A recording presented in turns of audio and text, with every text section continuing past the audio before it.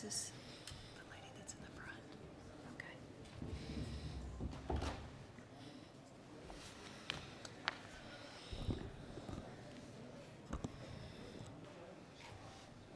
So how do you want to do this? How do you want to do this? I will introduce you. Okay.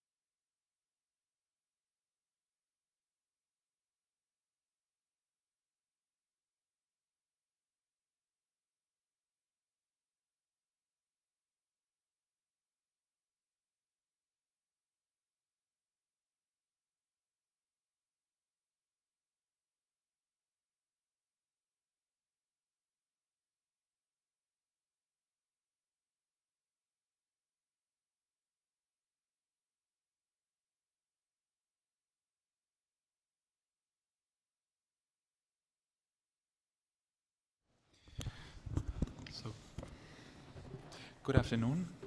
We would like to open the next session on education, and on behalf of European Leadership Development, it's my honor to have as my co-chair Cynthia Bradford. She's the president of the American Academy of Ophthalmology, and it's a great privilege to have such close collaboration with our American friends. So the first talk will be by Cindy on challenges and chances in ophthalmology.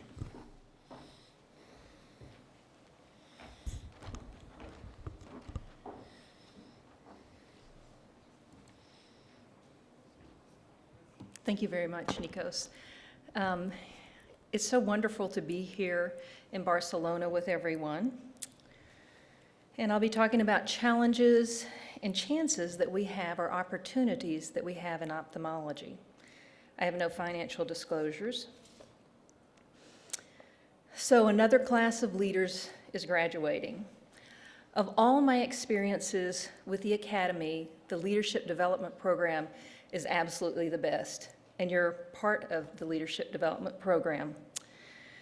When we added the Pan American Curso and the SOE EuLDP class to the February meeting in San Francisco, it had made a tremendous difference. When we're all together, we learn from each other, and we also create friendships all over the world. As president of the Academy, I'm halfway through my year. I'll never forget the first president of the Academy I met. It was George Blankenship, and it was in San Francisco at one of the early LDPs. And I remember George said, I was thinking about what my focus would be for my year as president. And my wife turned to me and said, just don't mess it up. So fortunately, the Academy has a wonderful staff, has a great board of trustees, as well as a committee of secretaries. So it really is hard for the Academy president to mess up. So when you look at these pictures, you may wonder, why does she have it up there? It doesn't have to do with politics, but it does have to do with leadership. And as a leader, you have to listen to other people, and you have to learn from other people. So I look in these photographs. Which of these presidents do you think listens to his wife? It's kind of a trick question because Putin's divorced, okay? Obviously, he didn't listen to her. I don't know about Trump, who he listens to, if anybody. I do think Emmanuel Macron probably listens to his wife. I think it's kind of refreshing to see a nice relationship like that. So the important thing to remember is be sure that you listen. So I wanted to share with you in terms of opportunities. There's so many opportunities. There's something very important for us in the U.S., and that is to, somehow I went backwards, is to get underrepresented minorities in our populations to become ophthalmologists. And this also gives us a way of figuring out how do you do something. And so I'm going to use it as sharing with you what we're doing as well as how it came to be. First, if you have an idea, you have to create interest, find other people to be sure that other people might be interested. And then you have to get the message out to the community to be sure that everybody's kind of interested. Then you have to have a collaborative coalition of people who are interested in the project you're doing. Create a plan, find out who else has done something similarly, and find out problems and solutions that they found, and then the follow-through. And this is in the U.S. Western, we call it herding cats, because once you have a coalition, you don't create it and walk away, you just have to keep everybody moving forward in the right direction. So Mildred Olivier, Dr. Olivier is a glaucoma specialist who was a trustee at large on the board, and she felt like that African Americans and other minorities were not represented in our population in the U.S. as ophthalmologists. So she created interest. She then did a presentation at our board, and the Board of Trustees agreed that we do need to encourage minorities to become ophthalmologists in the U.S. And then she went on to find other people interested. The AUPO is the Association of Professors of Ophthalmology. That's where the chairs of the department meet every January, program directors for residency, and medical student educators. So she went to that group and was talking to them and found out that the head of medical student education had similarly started a program to encourage minorities to look at ophthalmology, and that's Dr. Susie Forrester from Yale. So she's already found a friend. And Mildred had a symposium this January where she invited an orthopedic surgeon to share how orthopedics increased their medical student minorities to become orthopedic surgeons. And then sometimes the stars just come together. Keith Carter is the president of the AUPO this year and will be Academy president next year. And Keith has always been a mentor to minority students, high school, college, as well as medical students. And so Keith was on board. So the first, let me show you the demographics. In 1970, out of the residents, 1.5 was African American back in the 70s. Now it's 3%, and it's kind of stuck at 3%. Whereas our population is 13% African American, and we only have 3% ophthalmologists that are African American. Hispanics similarly are underrepresented. 16% population, 5% ophthalmology. Asians are flipped. In our population, it's about 5% Asian and 14% ophthalmology. Native Americans are a little bit harder to dissect.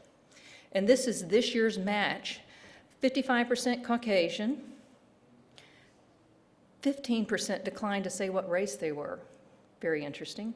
8% they said they could relate with two different races. And then Native Americans are very hard to number. African Americans, 3%, Hispanic, 6%, and as I mentioned, Asian at a higher percent. So the first thing that we did was we planned on inviting minority students to the annual meeting in Chicago. And we had a session where they were lectured to, and then we broke out sections, and up at the top is Paul Sternberg, Keith Carter, and Kevin Greenwich, who spoke with the medical students in a small group. And then the bottom picture has Paul Lee entertaining a table of ladies who were all laughing. He's very entertaining. And after that, we took them on the floor to the academy to show them our different toys and show what we could do and what they could do. And you may wonder, who's that Caucasian? The reason it's hard to tell Native Americans, that's a Cherokee from Oklahoma.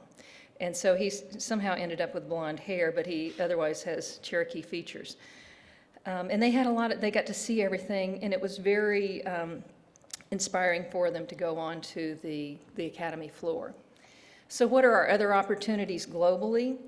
As you know, our world is changing very rapidly.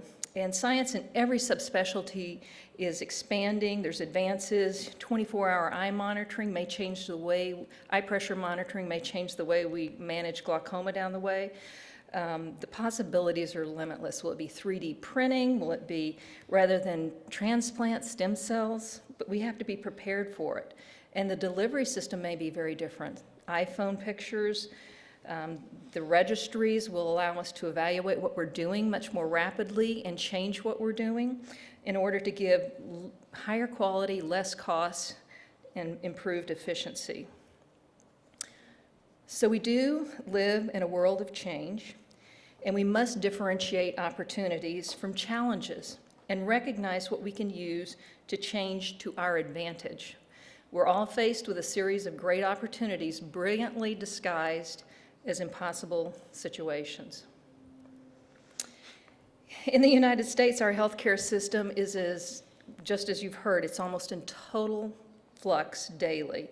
We have excessive regulatory burdens without any perceived benefit to physicians or to patients, but it's tied to our reimbursement, so we have to do it. Problems with medication access, either due to availability being manufactured or due to excessive price. And optometry does want to be ophthalmology without going to medical school, and they'll try to do it in your country also. And the increasing number of elderly patients in all of our countries is going to tax us, and in our country, maintenance of board certification is changing annually, takes long, expensive. Perhaps there's going to be some changes in the near future. And to finish, I'd like to give you some pearls that I have learned over time. This is a great quote. Leadership is all about taking people on a journey. The challenge is, most of the time, we're asking people to follow us to places that we've never been. These are 3 quotes that are important. You have to give. And these are some I've collected, and when I went back and looked at them, they were part of my favorites. To achieve success in your professional life and live the personal dream, you must give, not take. If we help others get what they want, we will in turn get what we want. And successful people are always looking for opportunities to help others. Unsuccessful people are always asking, what is in it for me? And be transparent and care. Speak to somebody you don't know. Introduce yourself. And I think most important of all, you have to be able to laugh at yourself, because there will be plenty of places to laugh. Listen, listen, and listen. Empathize, care about people, and the friendships will enrich your life for a long time. Passion, it may sound trite, but passion is important. You can't do anything if you don't really care about it, and you have to embrace the opportunities. You never know where the yes will lead. It may lead someplace other than what you thought.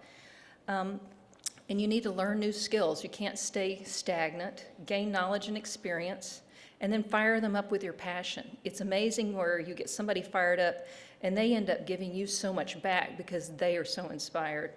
And be your own advocate, and learn to take a compliment.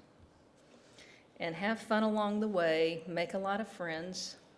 This is one of my favorite pictures. This was from EuLDP in San Francisco years ago when Natarajan from All Indian Society of Ophthalmology was there, and we were at the bar after Beach Blanket Babylon. And this just shows that everybody's close, and it's a lot of fun. It's nice to have a supporting spouse as well as a loyal dog when you come home. Thank you very much.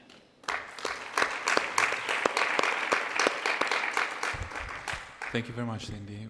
We have a little bit of time for discussion. If anybody has a question that she or he would like to ask. If not, I have one question. You showed us these presidents at the beginning. All were male. So there is a gender aspect in all these issues. You talked about minorities, and what about the female issue, the gender aspect in leadership? I mean, you are the president of the American Academy, and there have been other women as presidents. How difficult is it to be in this environment in your position? So, am I on? Yeah, I am. So it's kind of interesting. I never ever thought about male versus female. I went to a college that when I went in, it was 7 males to 1 female. Kind of different. And then go to medical school, and when I went to medical school, it was 1 in 4 was female.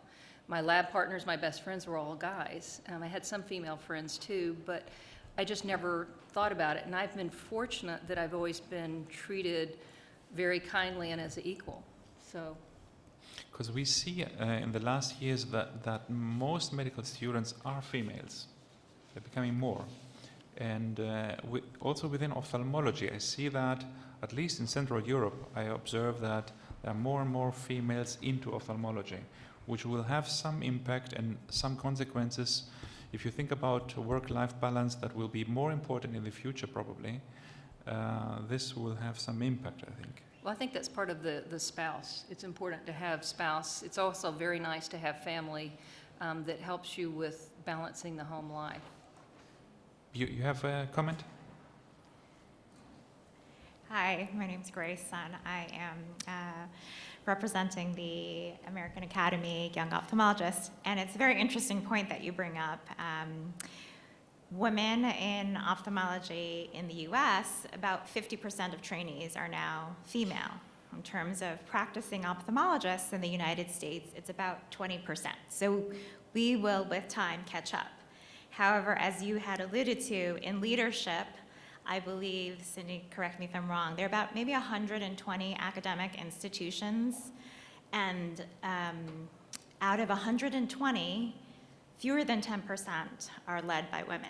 So there is a leadership gap, and there are organizations, one in particular, Women in Ophthalmology, that is attracting international members, and it does seek to address this gap. All right, thank you very much. Marco, you have a comment, please, go on. I'm Marco Carlina from Education Committee SOE, and also part of the UMS, member of representative of Slovenia. And we do see what you said in Europe, that optometrists are starting to take up our place. And recently, I just attended Davos. There was breaking news that one of your states allowed them to do injections. So where is this going to, and where do you think it will end, and how are you dealing with this, and if you have any advice for us to actually start early? We have a lot of advice for you. Dan Briceland's going to be doing advocacy, so why don't we leave that question till after his presentation? So I think that's a great opportunity to go further with introducing Dan Briceland, who is a senior advocate from the American Academy. A great friend, was the director of the Leadership Development Program for many, many years. And it's great to have you here, Dan. Thank you. It's great to be here, and that's a great segue into what we're going to talk about. Granted, we only have a few minutes, but I'm going to give you a couple highlights and how things have changed. We talked about this 2 years ago in Copenhagen, and I'm going to show you a couple of statistics and some interesting things that have changed even over the last 2 years. Things are changing rapidly, and as you say, in a whole bunch of ways. And there's some new tools that are out there I think you'll be interested in seeing and hearing. And as I mentioned last time too, we unfortunately it's from the U.S. where all this stuff is emanating from, and we wish it wasn't, but it is. So we're hoping that we can collaborate, and you can learn from some of the things that we're doing right, and some of the things we're doing wrong, and maybe prevent that, which is really the goal of what we want to do, is prevent that type of situation in your countries. So thanks again for the invitation. It's just a joy to be here. I have no financial interest. We didn't get to show pictures earlier today at the graduation, but I purposefully put in some of these because we just selected the 20th program at the Leadership Development Program from the AAO, which was very exciting. 20 years, it's hard to believe.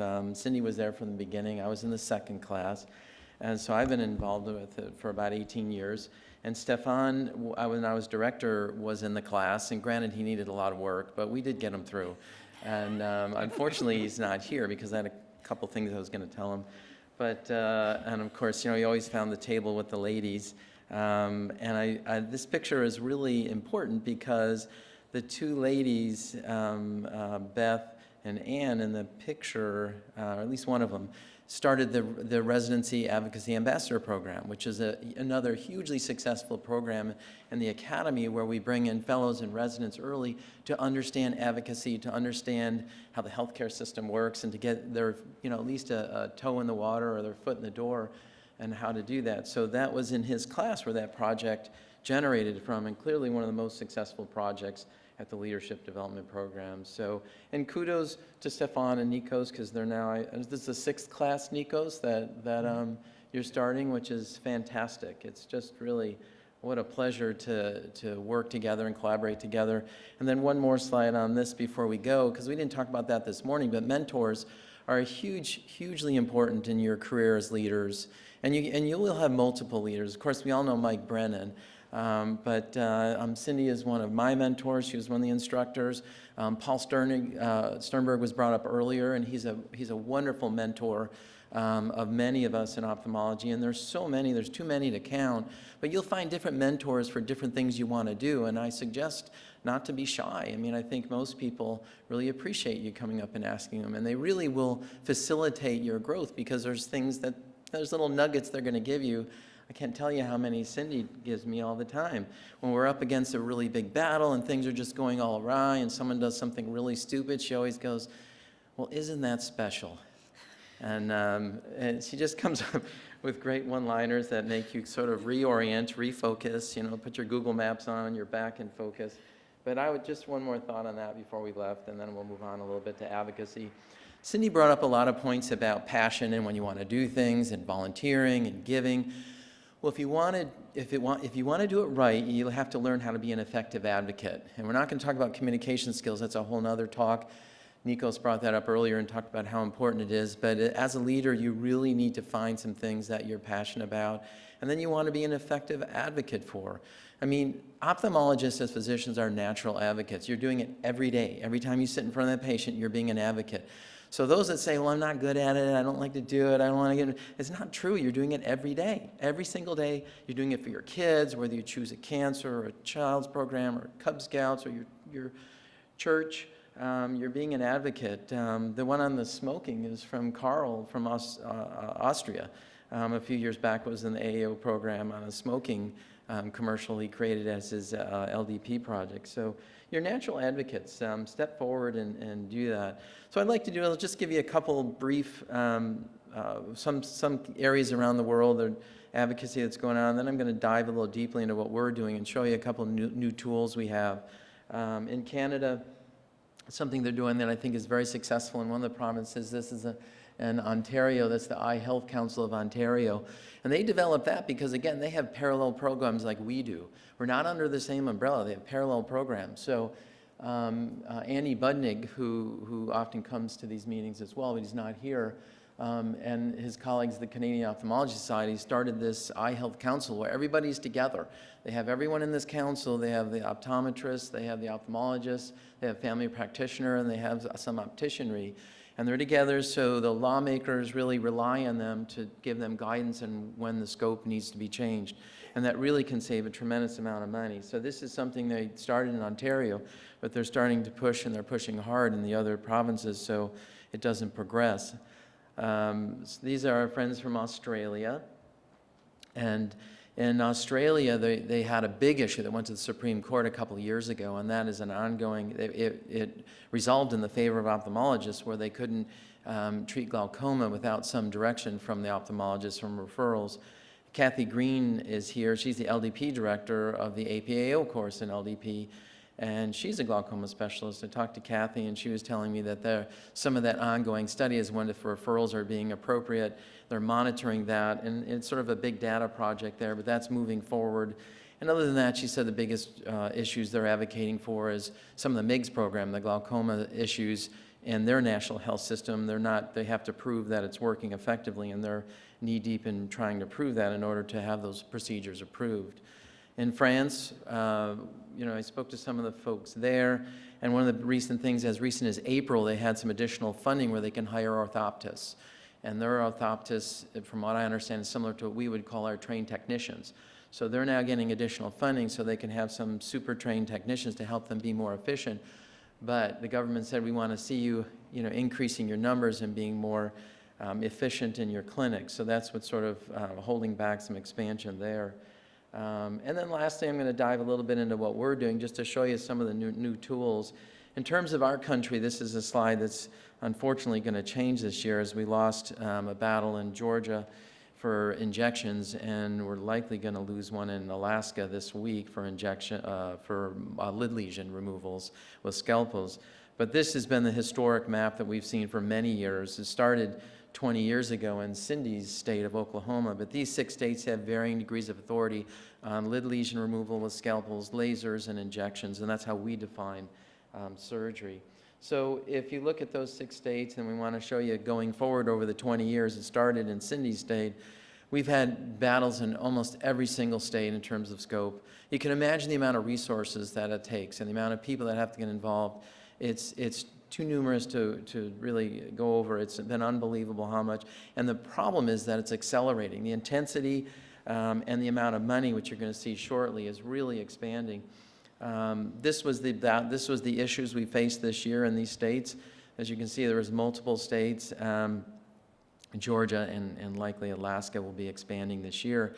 We have had success in several states, but there's some ongoing battles currently.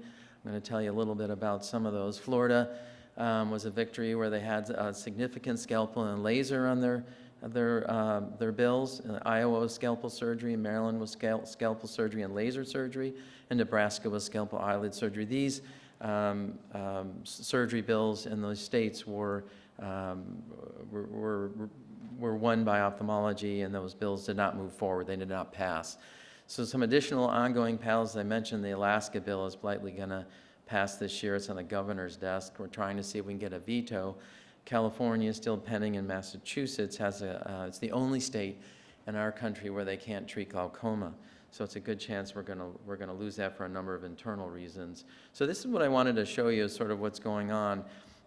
In terms of Florida, they spent over $2.1 million over their legislative session, which is 2 years, on this bill to get injections and some lid lesions, and that's just an incredible amount of money. Really, they spent as much money as they could in terms of the PACs and the state laws on the leaders and some of the leaders in the different houses. So it's just so important to try and get into this business early, get to meet these folks, find out who your decision makers, and meet them early. We collaborated with the state, and we had some very effective media campaign. I'm going to show you some of it. And another state, which also we were knee-deep in, is North Carolina, and we still are. We have about a week or two to go. And they spent about $500,000 in North Carolina. But for a state that size, that's a tremendous amount of money. So you can see the kind of resources that are really being put into these battles. And the individual states, just like some of your individual countries, there's no way you have the resources to fight the optometric battles. They really put a tremendous amount of their resources in this. But we had in North Carolina some very positive media reports in the papers. The editorials were all very positive. The earned media and the unearned media was very positive in the radio. And you're going to hear some of that shortly. As I said just briefly, we lost in Georgia, even though we won in the healthcare committee, but they have rules where you can jump around them, or if you have enough powerful friends in the chairman and the leadership roles, they can sort of manipulate the rules. And they did just that. And unfortunately, even though the healthcare committee defeated it not once, but 3 times, it went down in Georgia. So as I said, in Florida, I'll show you a little bit about what we did in Florida and North Carolina. We had some very effective media campaigns there, both in print and online, and we're going to talk about. And then we had our president who showed up in North Carolina for a press conference that was really widely covered, both on TV, radio, and in newsprint. And Cindy was a very effective communicator there in helping us, move our case forward. I'm going to play a couple of these for you. I think you might find these interesting. This was in Alaska. And what we do, too, with your resources, you want to target your resources. So in Alaska, it's our only state where the capital can only be reached by water or air. So when the legislators are in session, they really have nothing much to do but to go to the movie theater. So we put an ad in on the movie theater, and we played this ad here. And I'm going to play for you, if it comes out. Are we hooked up? Scalpels, and needles, all without completing the required clinical and surgical training that physicians and surgeons do. If optometrists have their way, the safety and quality of eye care in Alaska will be at risk. Optometrists are not medical doctors or trained surgeons, so why would we let them perform surgery on our eyes? That's why it's important for you to contact your senator by calling 907-269-0111. Ask for a no vote on SB 55. Let your senator know that medical physicians and surgeons should be the only ones authorized to operate on our eyes and the eyes of our loved ones. Call 907-269-0111. So why is that important? It's important because you can change the whole, media. You can change the focus of where the debate's going. When this showed up, it showed up in the local newspaper. It changed the conversation in the hallways. So you can effectively change the conversation into where you want the conversation to go in terms of patient safety, quality patient care, by using some of these techniques. I'm going to show you one more in North Carolina, this is the first time we've ever done this, but I'm going to show you this one. Sometimes good intentions just turn out bad. Just look at the issue of healthcare, more problems than solutions. Here in Raleigh, we have the Enhanced Access to Eye Care Act. Sounds like a good idea, but it could let non-physicians perform eye surgery with as little as a long weekend's worth of training. No medical school, no surgical residency. Now that's a really bad idea. Call your state legislator today or go online to stop this legislation now.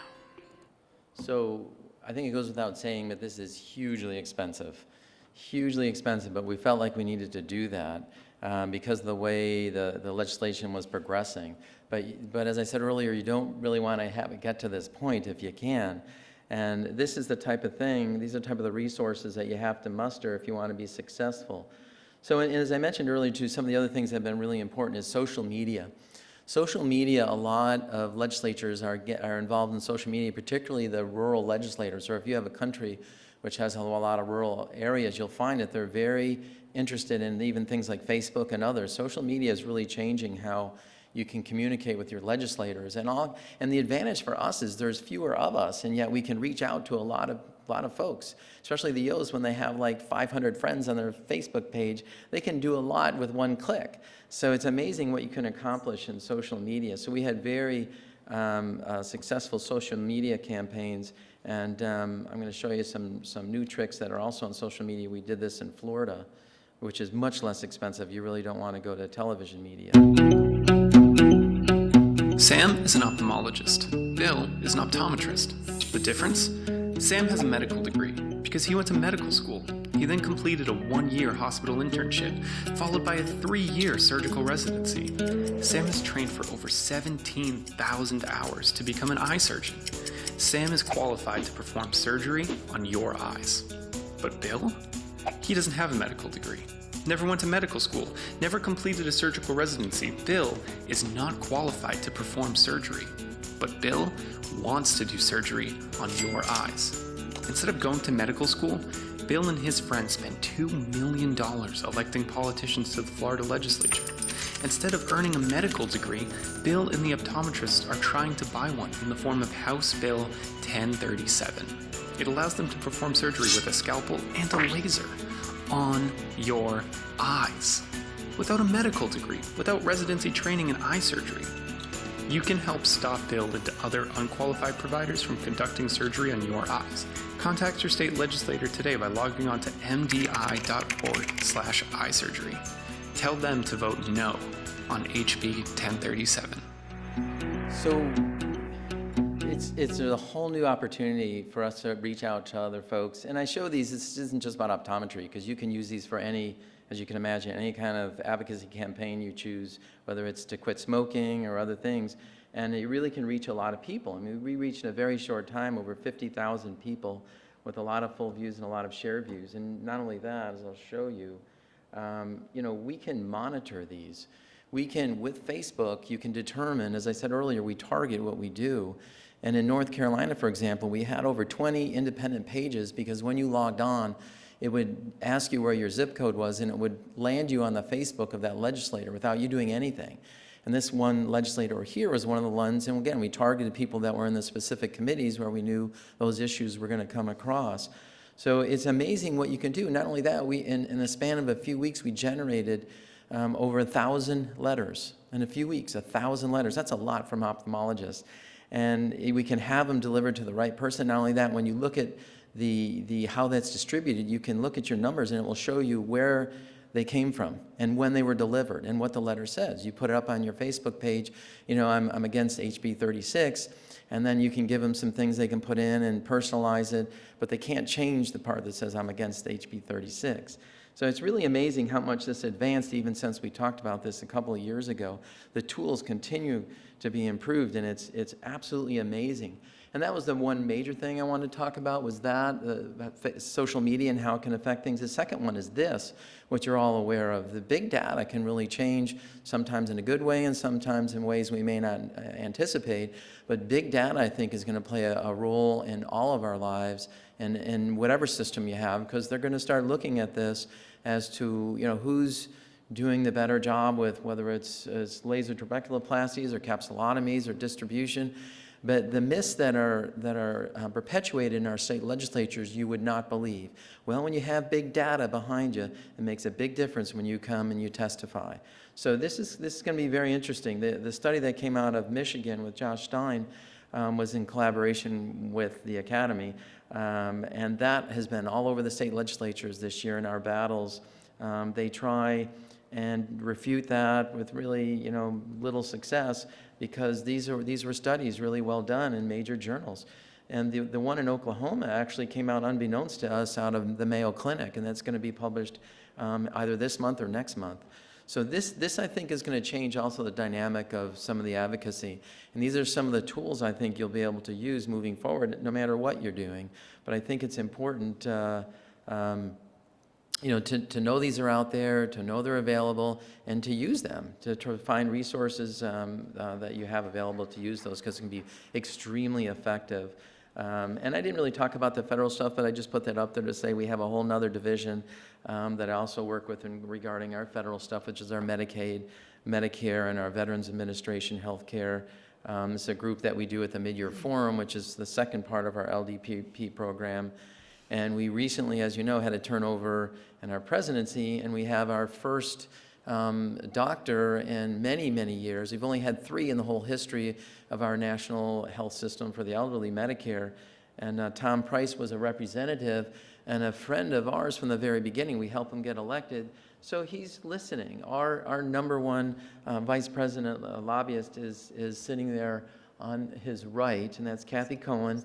And when you ask Kathy, have you ever been able to meet with the Secretary of Health in her 25-year career? And her answer is 0. She's already met with him twice in the few months that he's been here, so at least you're going to get a chance to have someone that's listening. We've really not had that chance over the last few administrations.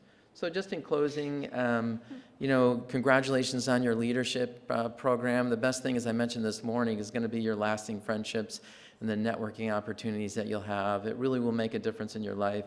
And just as Cindy said, it's made a huge difference in my life. And it would probably, and without question, it's the best thing that I've ever done is when Mike Brennan called me and I was president of my state society and had a young family and starting a new practice.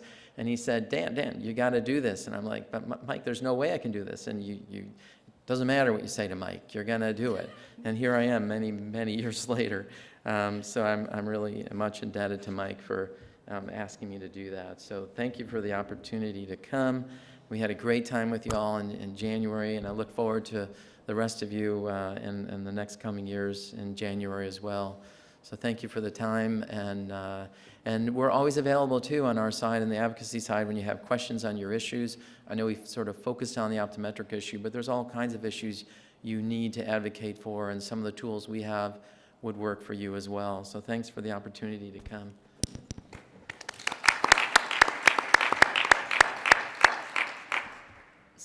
Marco, one thing that I might say is every country's different, and you need to understand how things could change in your country, what the pathway is, and pay attention to it, and get to know whoever's in control of the pathway, because otherwise it's too late.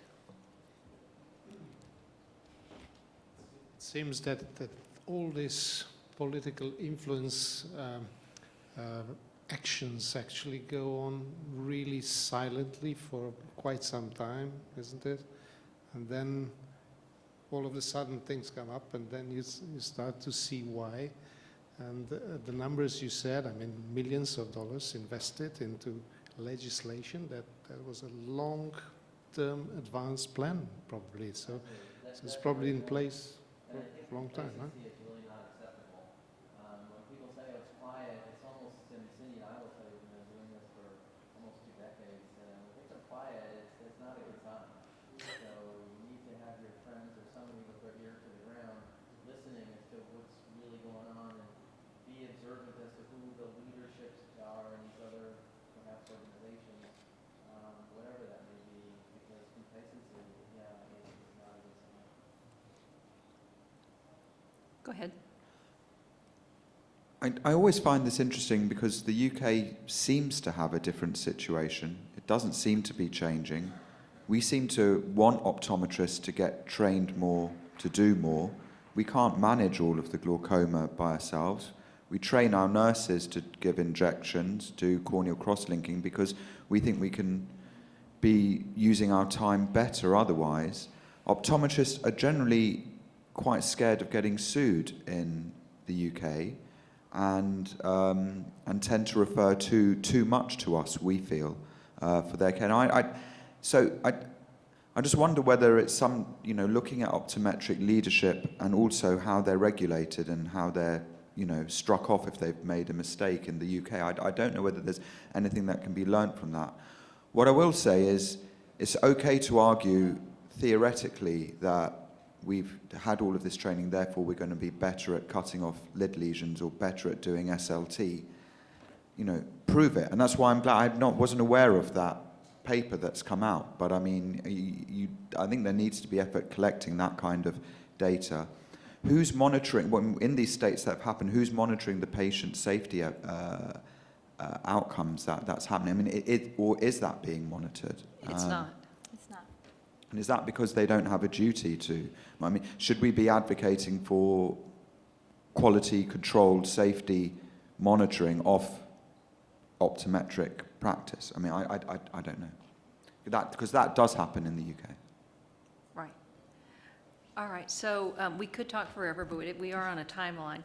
Next will be Dr. Grace Sun, who, as you know, is the EO Committee advocate for the American Academy of Ophthalmology, and she's going to be talking to us about setting up international collaborations in ophthalmology. Thank you, Cindy. Thank you for the invite. I'm excited to meet all of you. Congratulations on LDP. I also was an LDP graduate of the AAO program in 2015. So we're going to talk about going global. We're going to start off with a pop quiz. How many of you can name some of those flags up there? Call them out. Denmark, yes.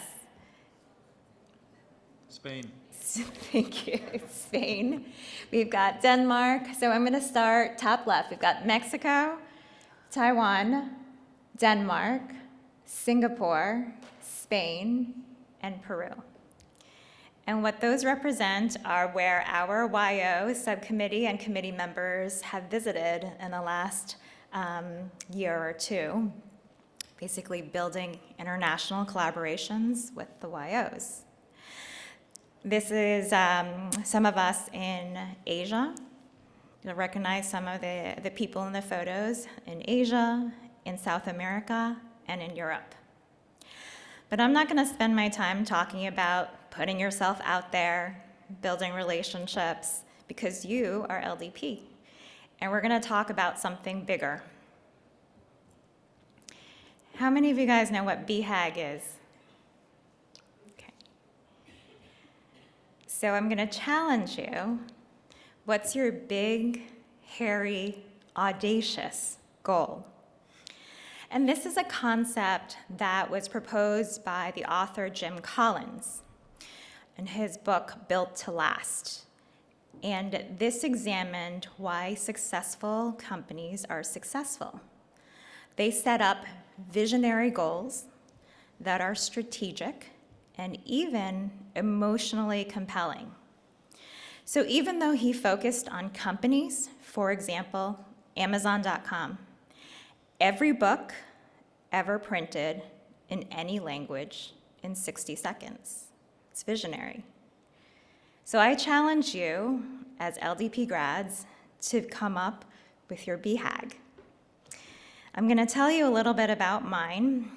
Started off in Tanzania with a UN Millennium Village project. The Millennium Village basically examines the root causes of extreme poverty. And as you know, one of the root causes is healthcare. This is a woman, she's 65 years old. She essentially was bilaterally blind. We had a team that went out to the villages, and she was sitting at home, essentially not working, but what was worse was that somebody had to stay home and take care of her. So our team performed cataract surgery on her. 2 months later, I went to do some post-op checks, and I couldn't find her. Our team couldn't find her.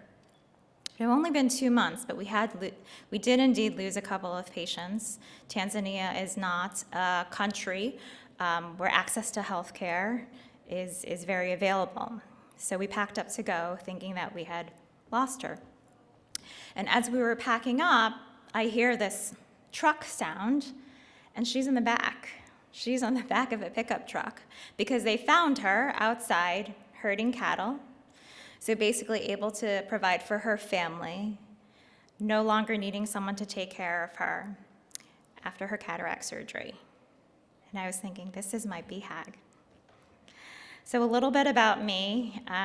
Top left is over 20 years ago when I was a Peace Corps volunteer stationed in Nicaragua for 2 years. I decided to do medical school there, and I chose do medical school, and I came back to New York. And I chose ophthalmology because I thought, what an opportunity to use my skills to really help others and make an impact. So many of you may be familiar with this map. This map represents the prevalence of blindness. The size of the country demonstrates the prevalence of blindness in that area. So you know that over 90% of blind people live in our developing countries. This map shows something different. Our practicing ophthalmologists are disproportionately elsewhere. The global causes of blindness, as many of you know, are mostly cataract and refractive error, something that's avoidable or treatable. 39 million people who are blind, 246 million people who are visually impaired. We focused on Tanzania. Tanzania is a country of about 50 million people where they have 40 ophthalmologists. Mwanza is the second most populated city in Tanzania, and we chose to work there where the sight of this is not unusual. Basically, a visually impaired or blind person being led with a walking stick or being led by a person, usually a family member. This is our team from Weill Cornell, and we chose to work with some institution, an academic center where we already had a partner. So work with what you have, build relationships. This is a tertiary medical care center, and this was our local partner. And if it were so easy, I could stop here, but this project wasn't quite as successful for a couple of reasons. We didn't build a center of excellence yet, because I'm still working at it.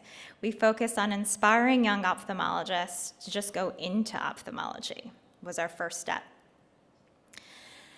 And I had to argue that perhaps we didn't succeed because even though I had this Behag, this big, hairy, audacious goal of creating a center of excellence, my goal wasn't really smart.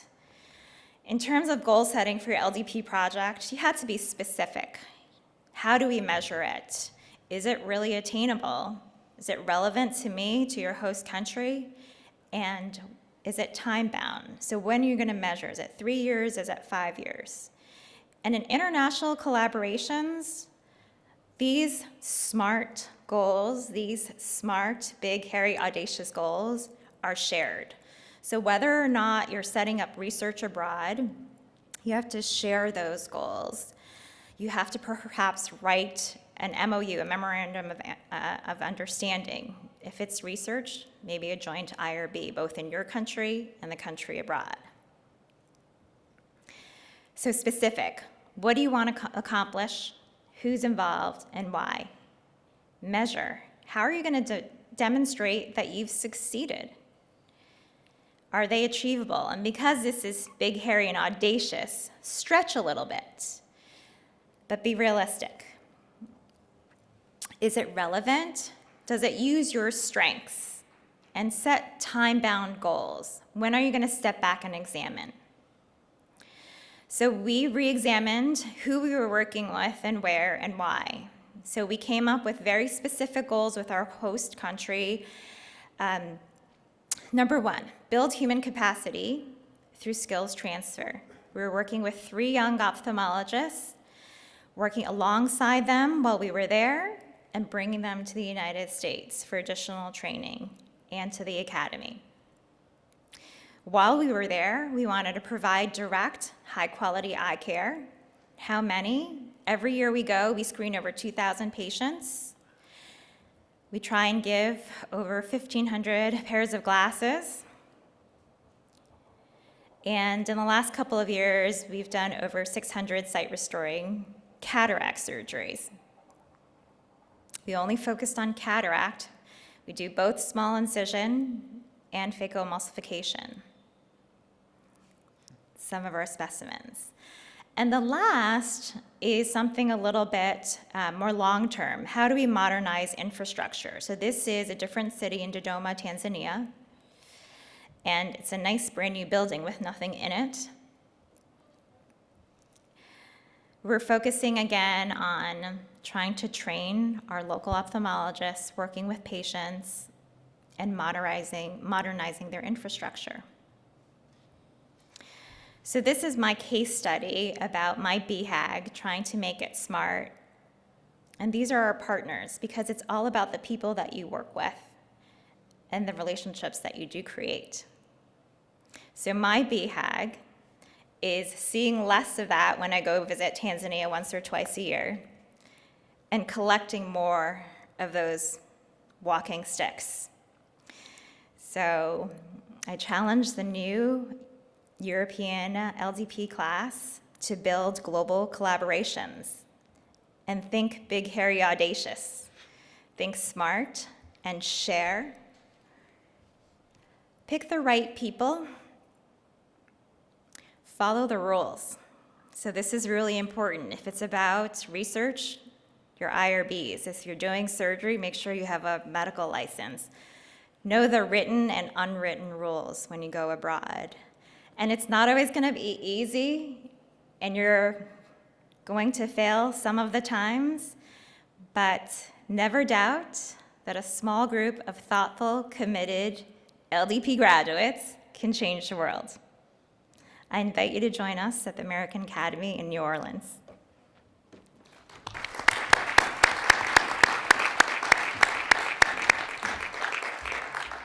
Thank you, Grace.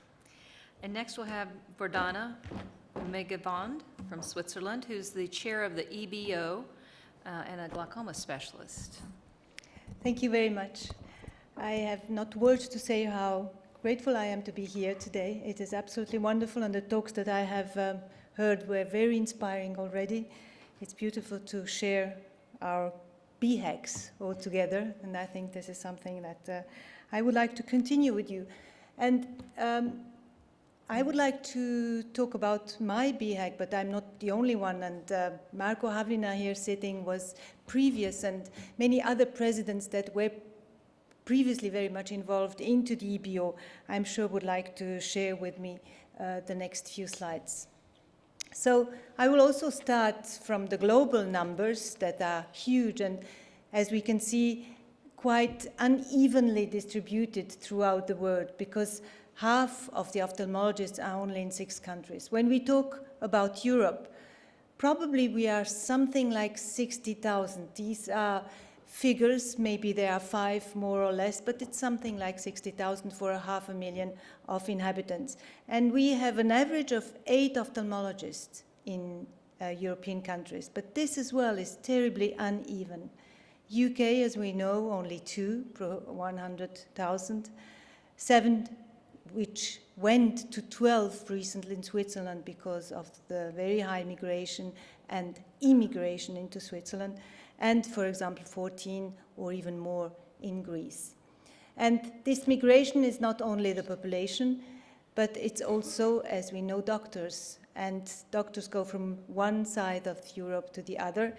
And for this, we have this mutual recognition of specialist titles in Europe, which means that titles of specialists in any countries are recognized by all others and vice versa. But this is, of course, a problem. Are the requirements to be a specialist all the same? And shouldn't socioeconomic variation not be reflected in inequality in the standard of medical care?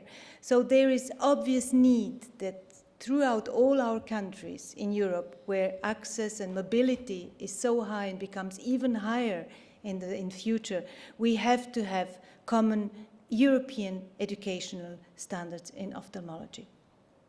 So, as we know, Europe is extremely diverse, which is its beauty, and differences are not only in the needs, economical power, interest, behavior, resources, and medical systems, also in training, not only the postgraduate, the training of residents, but also subspecialties, and of course, even more so, surgical training is very different. Here, a little list of training programs in each country, and you can see how diverse it is. Some countries need 7 years to be full specialist with surgery, others only 3, and they can compete. And because of this mobility, we don't want to have this heterogeneity. Also, training programs have different objectives to serve different purposes in different countries. So EBO tries to find solutions since many, many years, and one of it is harmonization of our education. So who is EBO? Who is our Behag, and of my colleagues? Just to remind you, the UMS, it's the European Union of Medical Specialists, and this is more a political body.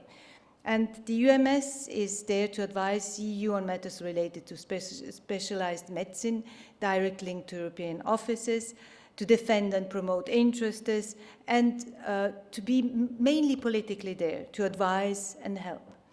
UMS is generating councils, SESMA and IACME for the CMEs. We have 2 delegates from each country.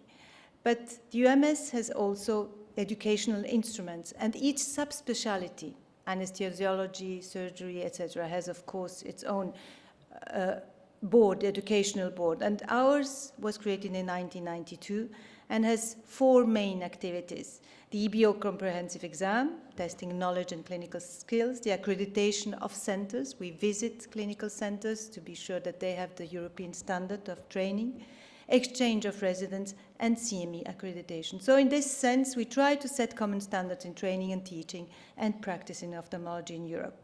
And we use this officially, the comprehensive exam, to assess the level of education of residents at the end of their training, whatever this end is, but we hope mostly that it is the 4th year of education.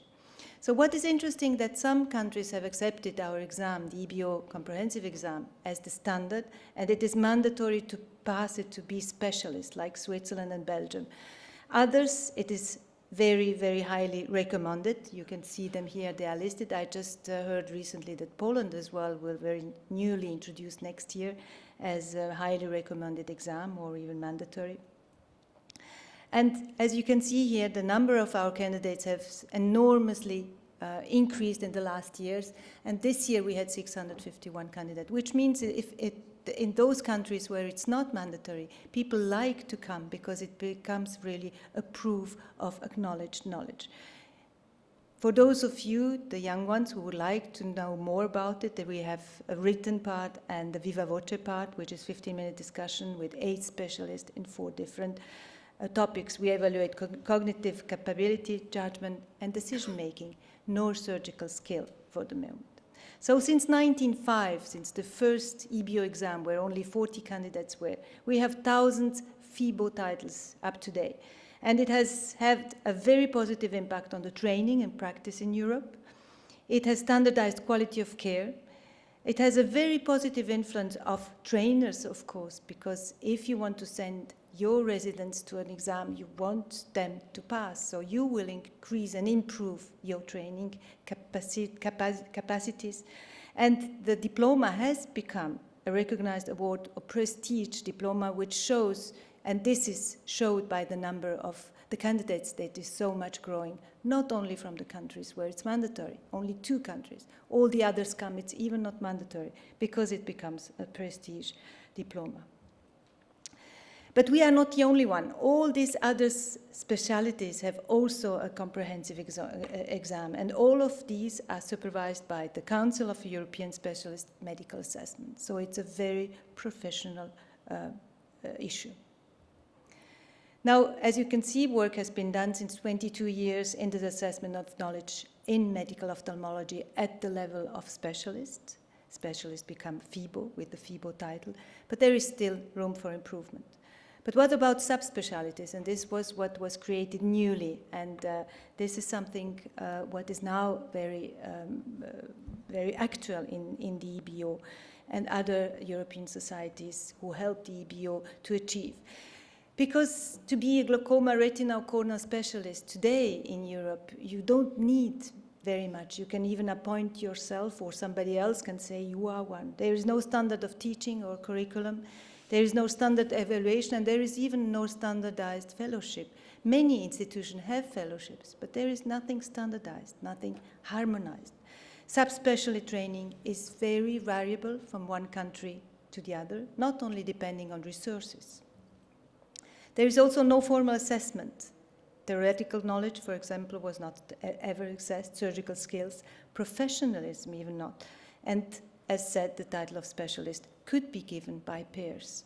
So crucial elements were lacking: the clarity on the standards that have to be achieved to be a subspecialist or specialist in cornea glaucoma, acknowledgement of the training, and an official document that is given to you as a proof that you are really a specialist in something.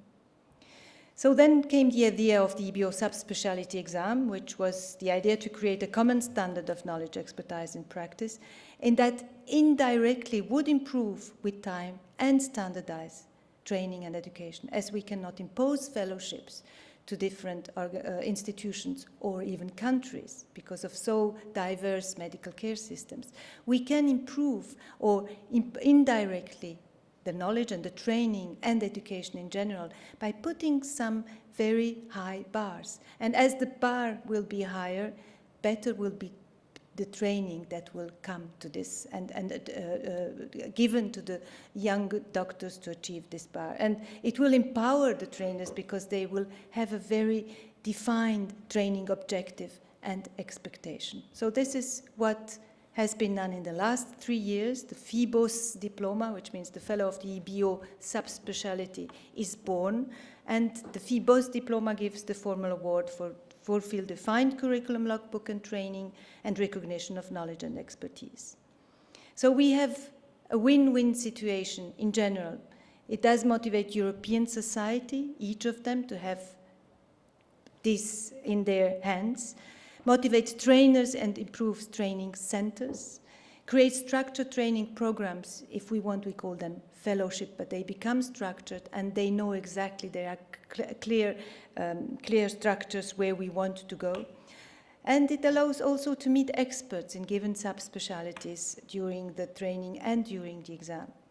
And of course, this exam in future, but already now, does allow to recognize new leaders, because in the difference from the comprehensive EBO exam, where we want to put everybody more or less in a level where doctors have more or less the same structured training at the specialist level, it's not an excellent exam. This one, the subspecialty exam, is an excellence exam. So who should sit the exam? Obviously not too young people, experienced in the field, trained in the given subspecialty, and familiarized on how to run, for example, glaucoma unit or retinal unit.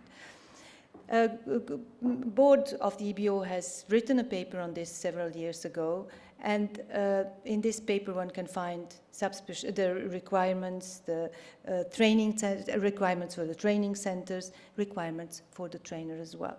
Now EBO gives the general guidelines and remains the umbrella organization, but each European society takes the lead in actively organizing the exam, establishing requirements, curriculum, logbook, and the format of the exams, because the European society are the ones that have in their hands the knowledge what they want to achieve, and also the experience and the knowledge to whom they want to have as future leaders.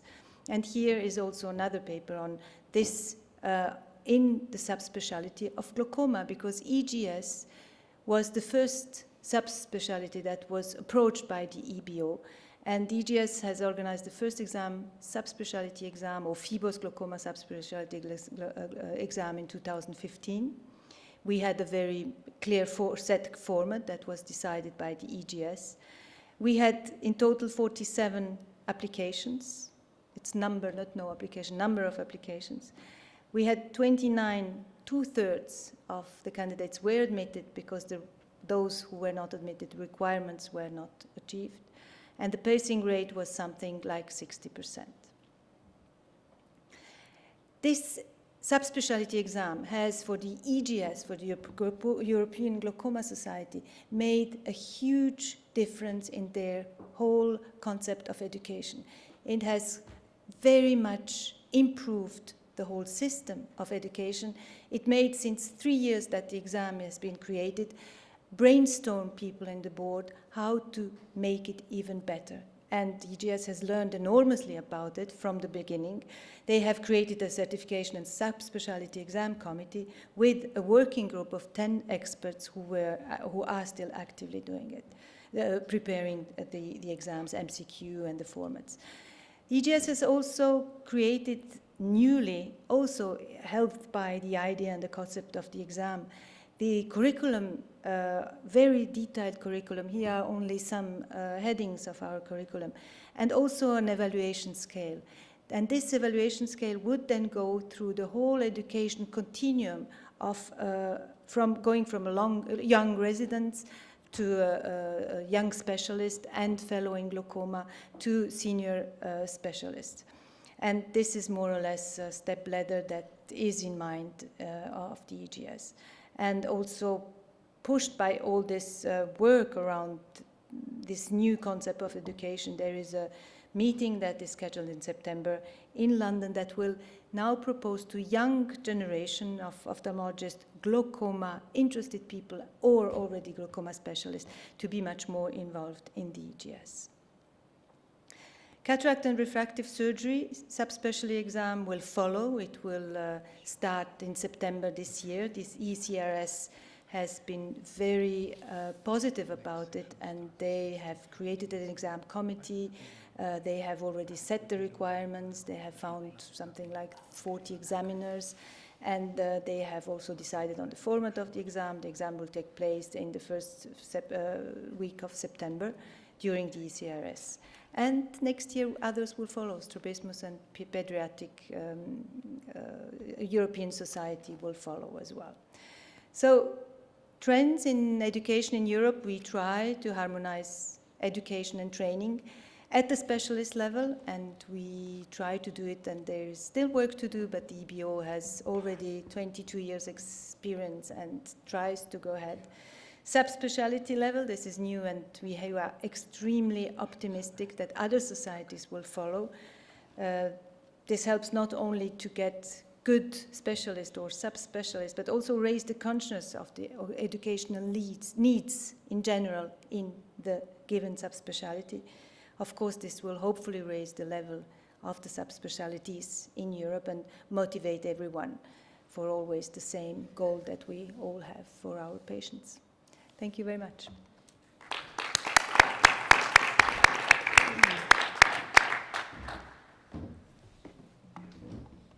Any questions?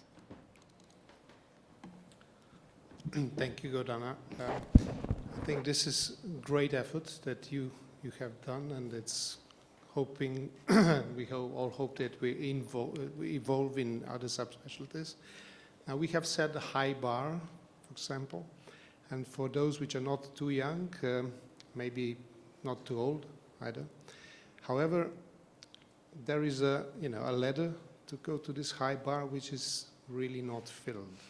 And really what you say, I mean, all that EBO does is great, but we must also say that it is also a political institution. EBO should perhaps do something more to the political side of fellowship, in creation in the continental Europe states.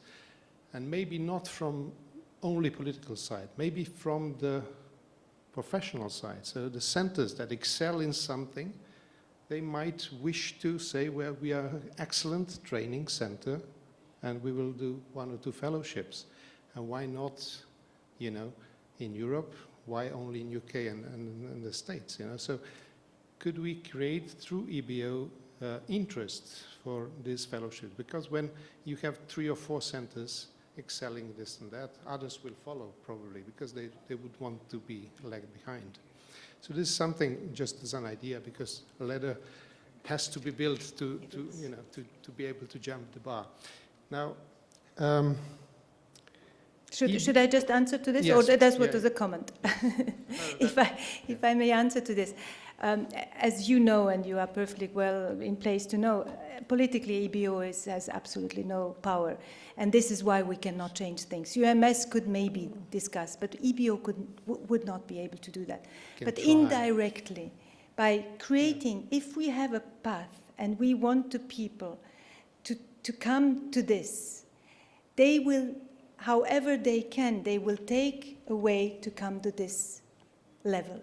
So indirectly, we are creating actually centers with fellowships, because if somebody wants to pass the exam and the bar is high, ERCRS is high, EGS becomes high and higher, they have to go through very tough training, and they will know it more and more. And this will then create indirectly training centers, because you as a teacher, you want your subspecialty colleagues to pass the height. So you will be motivated to create better fellowships. But EBO cannot interfere politically at all. Well, maybe not politically, just in terms of, let's say, influencing. Now, the other thing I just wanted to make comment is that surgical training really is something what you exposed as a big problem. And we have a number of countries where residents don't do any intraocular surgery during their residency. And a number of these people actually go and get agencies to get them to India to train intraocular surgery, which is embarrassing for Europe. I think there's something we need to all work on that. And another thing is that EBO is really representing European Union. So there are many countries outside European Union that are still waiting to become members. And SOE has been sort of trying to accommodate for needs of that.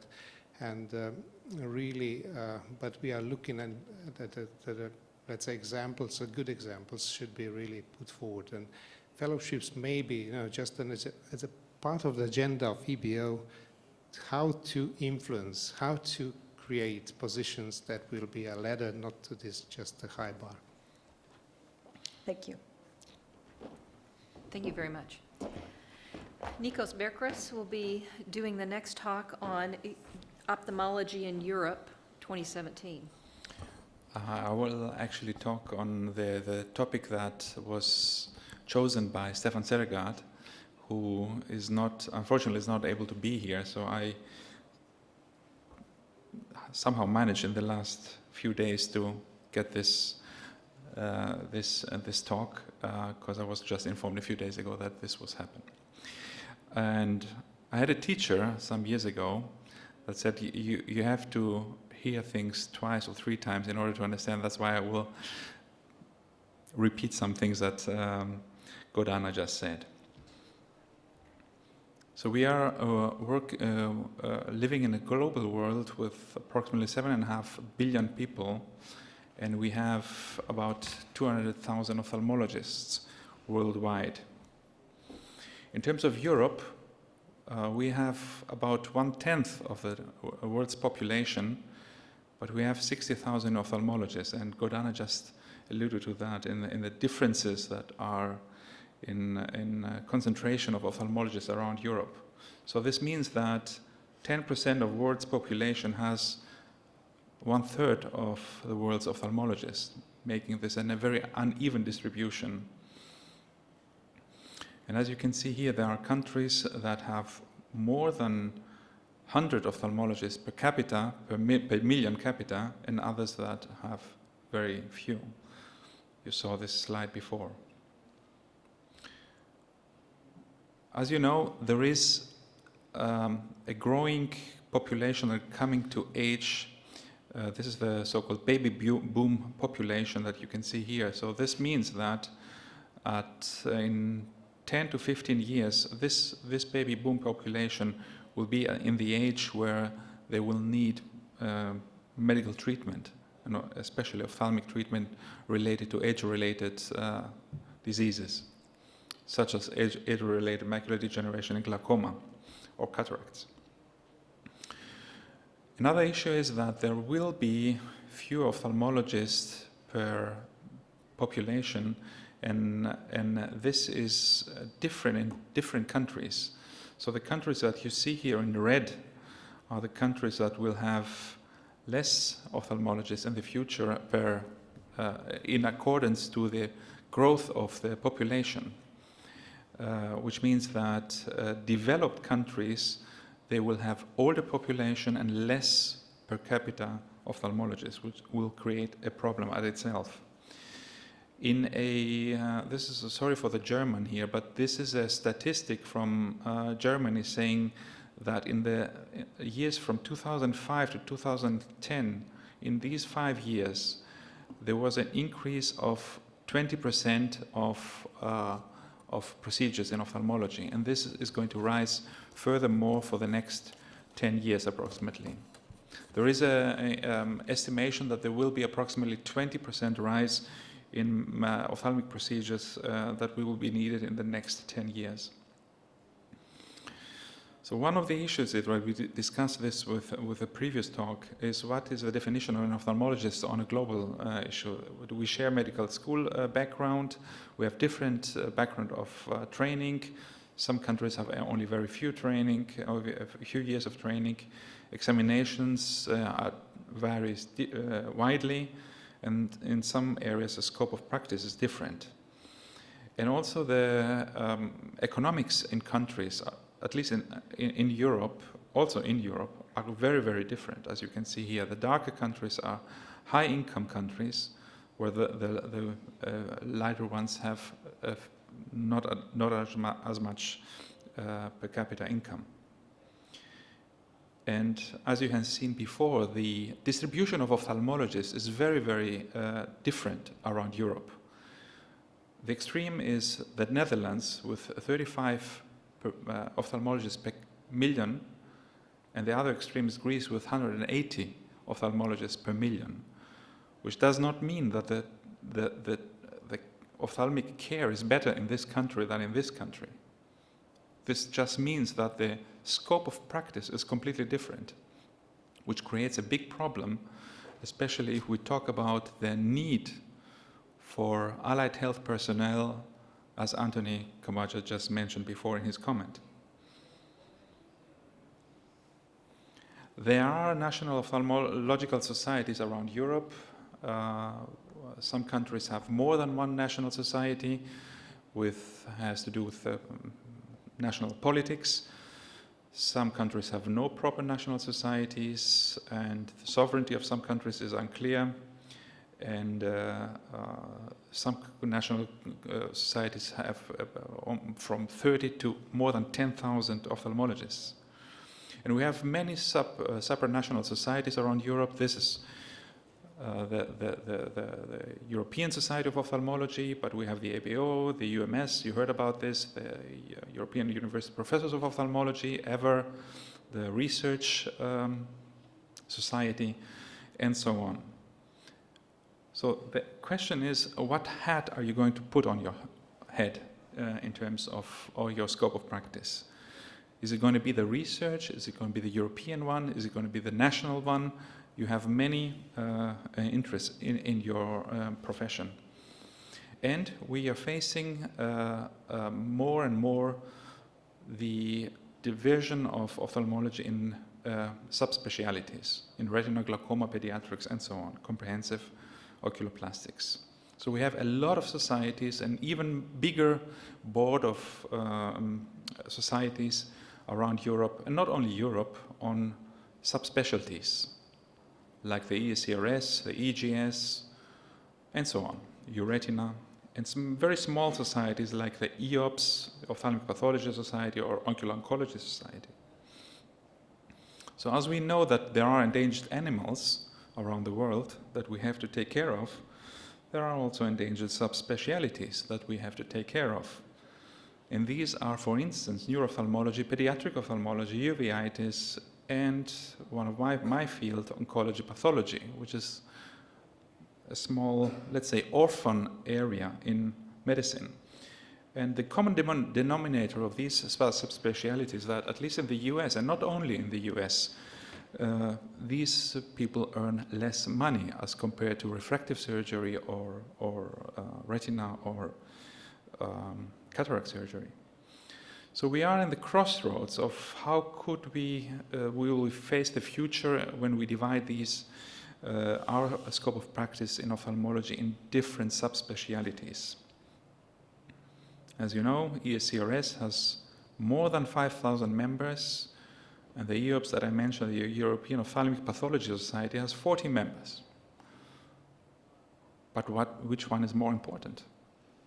This is up to you. I will not give you this answer. So what is driving subspecialization? Patients' need, reimbursement, and also some part of the culture of our medical profession. At the end of the day, it's about the quality of patient care, and it's about patient safety. So going back to the supranational societies, and if you want Stefan's, I cannot really speak on his behalf, or my opinion on how the future would look like, my opinion is that we probably are a little bit too diversified at the moment, with the trend increasing in this area. And I think since our, let's say, time resources are limited, and we need to have cross interactions between subspecialties, we have to have some, not only diversification at the future, but also maybe some consolidation. This is my thoughts for the future. This is just my opinion, but I think for the future we will have to face some consolidation of national societies, supranational societies, and subspeciality societies. Thank you very much. Thank you very much. So our next speaker is going to be the SOE YO representative, Andrew Scott. I was talking about how I thought the AAO's YO committee is great, and they really are great. But I remember last year at the SOE, I saw what the SOE YOs were doing, and they took it to a very special level. So I look forward to your comments. Hi, good afternoon, everyone. Thank you for inviting me to give this talk, Empowering Young Ophthalmologists, because actually this title embodies the vision that we have as the Young Ophthalmologist Committee of Europe. So during this talk, I would like to discuss with you our vision as the committee of the SOE-YO, our story, how we managed to motivate a team of people around us and motivate young ophthalmologists in order to produce results. And I will hopefully show you some of our achievements, our results. So before I discuss our vision, okay, we need to be clear about what a young ophthalmologist is. And that is the very first question everyone asks me. What is a young ophthalmologist? At SOE, and also in the United States, we do not define young ophthalmologists by age, but rather by stage of their career. So for us, a young ophthalmologist is one in training or one in the first 5 years of independent practice. And why is this? It's this because it is at this stage of life that young ophthalmologists are so vulnerable. It's a very vulnerable period in their time, very stressful, consists of a lot of uncertainty. Their possibilities for progressing in the future depends on impressions they're going to make and on opportunities they might have and interactions and networking that they might not come across that will give them the opportunities. The second question that I'd like to bring is, what is the European young ophthalmologist? If you had to ask an American person what a young ophthalmologist is, the answer would be very easy, because immediately you think of a stereotype. It is someone who has gone through medical school. It's usually very highly achieving and managed to enter a very highly competitive program, which is usually a 3-year program in one of the states, very comprehensive, very in every field, surgical and medical. And at the end of this residency, they usually move on to do a fellowship, perhaps. And at the end of the fellowship, they hopefully will get a job as an attendant in one of the hospitals. And in Europe, unfortunately, this career pathway, that definitely does not exist. It's definitely not uniform for all the ophthalmologists across the various states. If you take me for one example, I come from a little island called Malta, in the smallest state in Europe. I trained there for a couple of years. I decided to progress further in my career. I thought that I needed a bit more surgical training. I moved to the UK, and after a lot of training and after a lot of years of fellowships, training, etc., I ended up becoming a consultant in the United Kingdom. Whereas, for example, my fellow is now Italian. He went through a full residency program in his country in Italy. And at the end of his training, his 4-year training program, he did not even have an opportunity to perform any cataract surgery at all. So he moved to the United Kingdom. Unfortunately, only could get an honorary contract because no one would give him a job without any surgical experience. But because of his hard work and commitment, he eventually landed himself into a form of training program that enabled him to achieve some surgical skills and other training. And now he's performing really well and doing extremely well, even surgically. So the first thing that springs to mind about the European young ophthalmologist is the diversity. There's a huge diversity, not only in the quality, but also in the length of the training programs across Europe. But I don't like thinking of this as a challenge. I actually like thinking of it as an opportunity. Okay? Diversity, there is huge strength in diversity. If you look at this, it's a jigsaw puzzle. And there is huge strength in combining all the little bits and pieces of the jigsaw puzzle to form one unified and stronger, more beautiful picture. And research consistently shows that heterogeneous teams consistently outperform homogeneous teams on a variety of tasks. And at SOEYO, we have this vision of a Europe with harmonization of ophthalmology training that can unlock the potential of all our diverse YOs.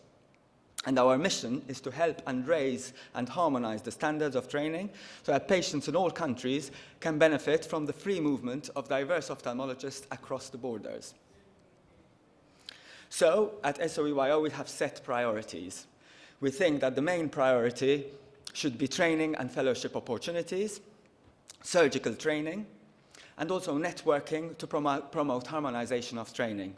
There's also a problem with funding. Unfortunately, our committee is not funded, except for the Secretariat, which we are very grateful for, and their help, and without whose support we will not be able to function. But we're constantly looking for collaborations with pharmaceutical companies who would like to invest in education. In fact, our mission statement reflects all this. We're talking about networking, talking about training, EBO exams, and etc. But in summary, our mission statement is empowering young ophthalmologists with knowledge, skills, and opportunities to maximize their potential. So I'd like to move on to our story. That's our vision. And our story started off with this gentleman here in the audience, Mr. Anthony Kouaja, who back in 2006 was inspired by the American Academy of Ophthalmologists, the Young Ophthalmologist Committee there. And this inspiration had led him to discuss this idea and whether he could actually start his own movement here in Europe. And thanks to the mentorship of Marco Haulina, Stefan, and also Gail Smith, he actually set up the first collaboration. And it was back in Atlanta in 2008 at the Academy that there was the first joint symposium between SOE and the American Academy of Young Ophthalmologists. And then in 2009 in Amsterdam, this continued and proceeded further. Without Anthony's support, this would not have happened. And in 2015, in Vienna last year, 2 years ago, he handed over his chairmanship to myself, and the committee continued to grow.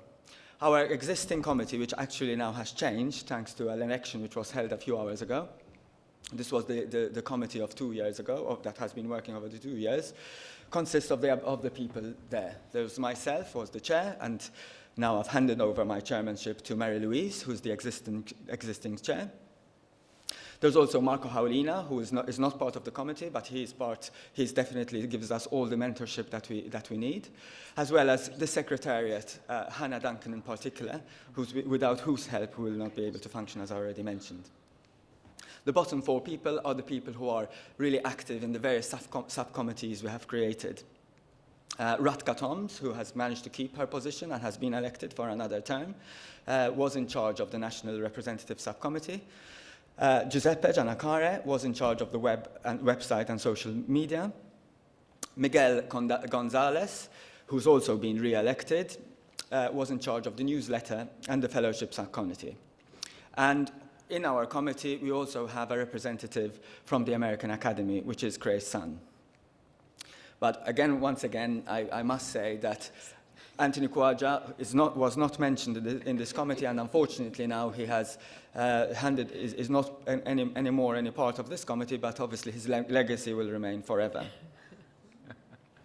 We now also operate with a committee statute.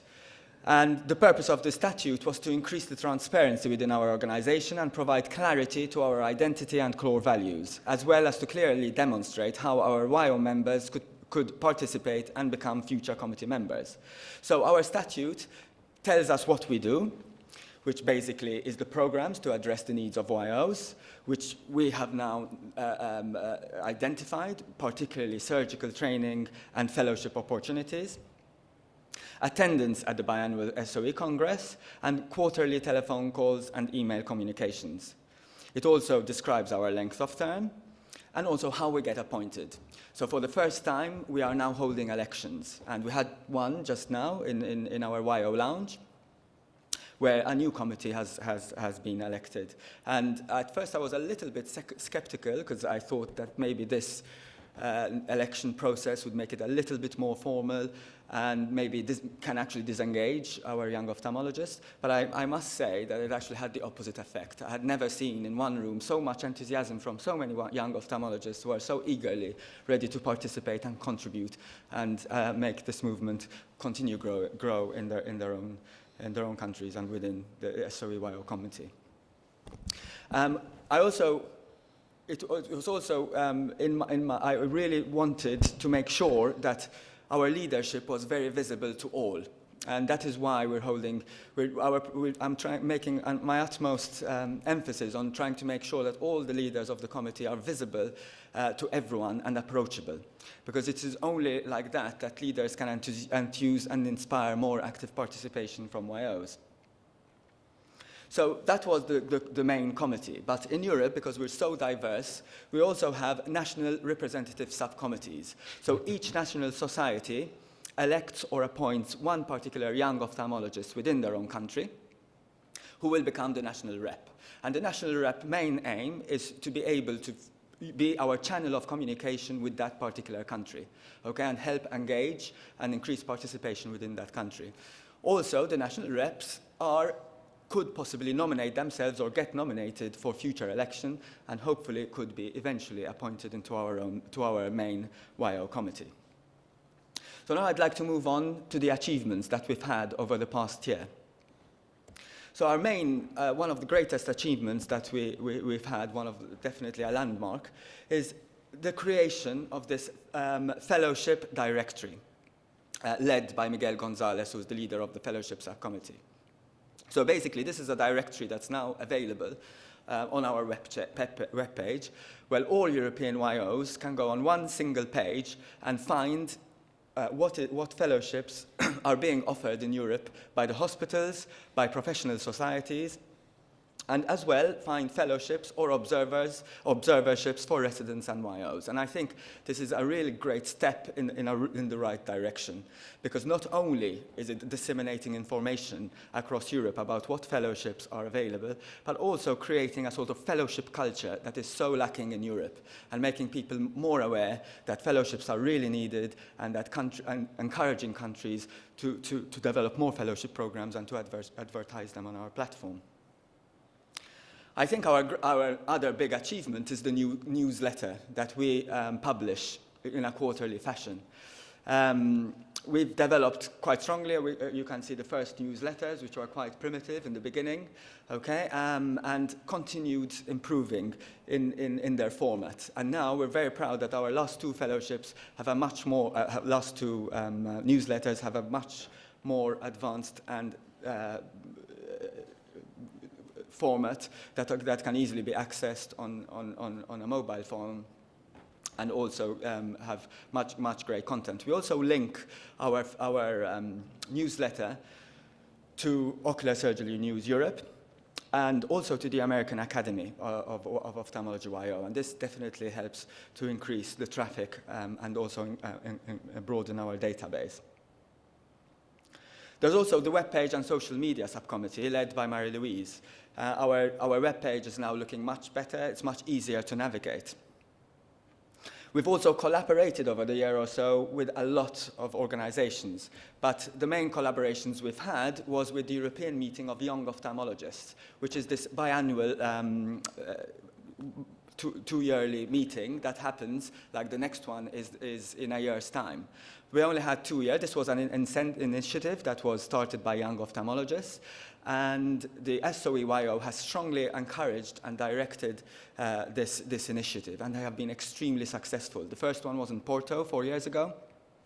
The last one was in Oviedo 2 years ago, and again, it was almost entirely sponsored by a pharmaceutical company, and was extremely successful. It was led by YOs and for YOs. The next one will be in a year's time in Krakow in Poland, and this keeps growing to enormous levels. Last year there was over 500 people applying for this meeting, young ophthalmologists, and we anticipate it to grow much larger next year.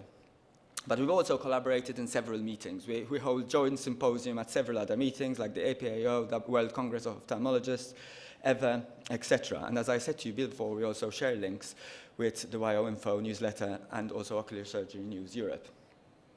But I think our greatest achievement has been the program that we've managed to create at this SOE Symposium Congress. It's probably one of the most vibrant and active programs that there has ever been by young ophthalmologists at SOE. And as you can see from this flyer, that there is an event basically at every single day, jam-packed with events. And our YO Lounge, which is the safe space for young ophthalmologists, where they can all get together, as you can see, and get free Wi-Fi, free food, etc. It was also, and also network between itself and communicate, is also an opportunity to deliver a lot of surgical needs and education that young ophthalmologists really need. In particular, we have held video sessions, and we are still holding video sessions. There are some tomorrow. And the aim of this is to have interactive, step-by-step, very basic video sessions that are interactive in their nature. You know, we have recognized that in this internet era, it's very easy for young ophthalmologists to get information from the websites and from internet. But what is difficult is to get that face-to-face interactive communication or channel communication with experts in the field, and that is what we're trying to accomplish, and that is what we're getting. I think, and we've got participation from all members of Europe. All young ophthalmologists have been encouraged to put their little flag to show their participation at the entrance of our YO lounge, which you can see there. But I think one of the greatest achievements and accomplishments has been the dry lab, the setting up of a dry lab. So I don't know if you've ever heard of it. This is a new way of ocular surgical simulation, where instead of using pig's eyes, you can actually use plastic models of various degrees of cataract surgery, complexities of cataract surgery, trabeculectomy, etc. And YOs throughout our Saturday and Sunday have had the opportunity to do these dry labs and practice their surgical skills, in particular suturing skills and cataract surgery. And you can see our dry lab there being conducted under the mentorship of Alex Short. And they've been extremely successful. The highlight and probably the culmination of this SOE-YO meeting has been the YO night out, which happened last night at the Shoko Club. And this is an image from capturing the scene of last night. So many young, enthused ophthalmologists participating at this, coming over and having a drink and having a little bit of a laugh together. So at SOE-YO, we now look forward to the future. We now will have a new chairperson, who is Mary Louise. We're going to have a new committee, I believe that we certainly are going to have more new collaborations, and we'll be empowering more and more European young ophthalmologists. Thank you very much for your attention.